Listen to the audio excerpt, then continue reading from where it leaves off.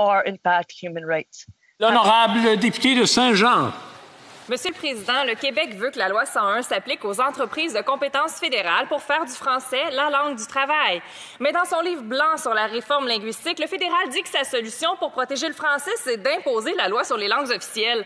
Mais c'est pas la même chose. La loi 101 protège le français, la loi sur les langues officielles, elle protège le bilinguisme. Mais le bilinguisme, il va bien, c'est le français qui va mal. Est-ce que le gouvernement va laisser le Québec protéger le français ou est-ce qu'il veut passer par-dessus Québec pour protéger le bilinguisme? Excellent. L'honorable ministre.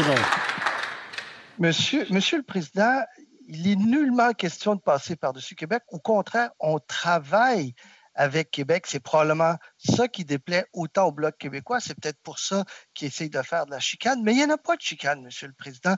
Le Québec a fait le constat qu'il y avait un recul du français. Le gouvernement du Canada a fait le même constat. Et les deux pays de gouvernement travaillent pour renforcer, promouvoir cette langue que l'on chérit et qu'on a en même temps, n'en déplaise au Bloc.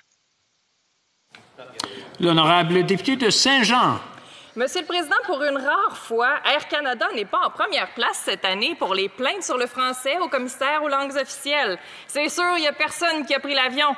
Si je vous en passe, parce qu'Air Canada est soumis à la loi sur les langues officielles, puis ça les empêche pas de sacrer éperdument du français. Le problème, c'est que la stratégie du fédéral pour protéger le français, c'est d'étendre l'application de la loi sur les langues officielles à toutes les entreprises de compétences fédérales. Pourquoi ne pas tout simplement annoncer que le Québec devrait appliquer sa loi 101 au lieu d'air canadianiser les milieux de travail au Québec? L'honorable ministre. Monsieur le Président, écoutez, le lieutenant du Québec, il fait référence dans ses chambres, mais le Bloc cherche la chicane pour rien. On est d'accord sur le besoin de davantage de protection pour le français. Vous êtes face au premier gouvernement fédéral de l'histoire à reconnaître que le français est une langue minoritaire au pays. Dans notre réforme, on propose d'offrir une protection du français comme langue de travail et langue de service au Québec et dans certaines communautés à forte population francophone dans le reste du pays.